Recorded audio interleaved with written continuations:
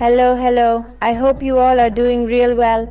Did you know that Yoko Ono is one of the most hated people by fans of the Beatles and John Lennon? However, very few people acknowledge the influences she had on John's musical creations, like in the 1971 anthem, Imagine. In the music video for this song, we can see that Yoko Ono is lovingly watching John while he's sitting at the piano, playing and singing this song full of peace, hope, and in general, a message of unity for humanity. However, the role that Yoko plays in this song is not passive as suggested in the video, but it's active because a lot of the lyrics and the message came from her, from Yoko. Why?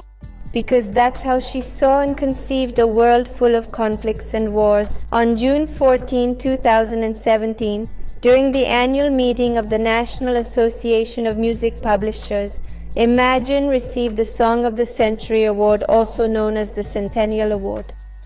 And during the moment when Yoko and her son Sean were present, they began to play an audio interview in which John admitted that the song should be credited as a Lennon and Ono song. So 46 years after its release, Yoko Ono was finally recognized as the co-author of this wonderful anthem that is Imagine. Let's listen to a snippet of the interview.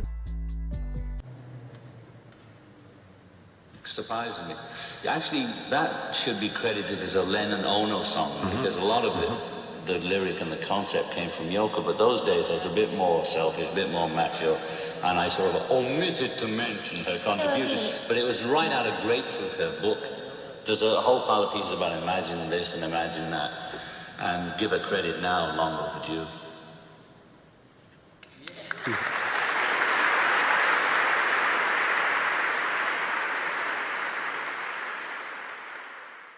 Another piece of evidence is that Dan Richard, a colleague of the English musician, stated for the documentary John and Yoko, Above Earth's Only Sky by Michael Epstein, that Ono was speaking through Lennon in the creation of Imagine. Richard even went so far as to suggest that Lennon may have taken the initial inspiration from the poem Imagine the Clouds Ripping the Hull in Your Garden to put them in, written by Ono in 1963. Another important detail is that in the videos of the creation of this Imagine album, you can see Yoko noting in her notebook while John is sitting playing the piano or guitar. They practically did everything together without taking anything away from Lennon's musical genius. A lot of the ideas that made up the process came from her. She was involved in every part of the record and created a new language for him. It's clear that the Lennon from earlier songs like I Am the Walrus or In My Life isn't the same as the one in Imagine. Without Lennon overshadowing her, she could have been a Janis Joplin, claimed documentary filmmaker Michael Epstein for the publication El País. On the Imagine album, Yoko Ono had already been recognized as a co-author for the track Oh My Love, but all of her creativity and work was reflected across the whole music discography, but all her effort was silenced and squashed by the selfishness and machismo of her husband Lennon. As Epstein himself points out, I hope we've evolved and no longer consider a strong, opinionated woman a manipulative witch. In fact, they played a part in us now understanding that a man and a woman can be equal partners.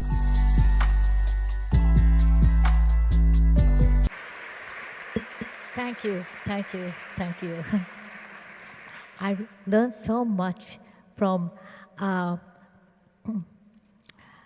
having this illness, and I am very thankful that I went through that. I love you, Mom. Can I say something? And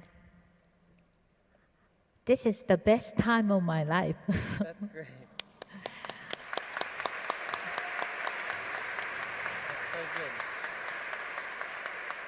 What's your opinion? Don't you think it took quite some time for Yoko Alfin to be recognized as a co-writer of this song? It seems to me a lot of time passed, but in the end, the truth emerged. I hope you leave your comments down below. Don't forget to subscribe, give a thumbs up, and see you in the next video. Goodbye.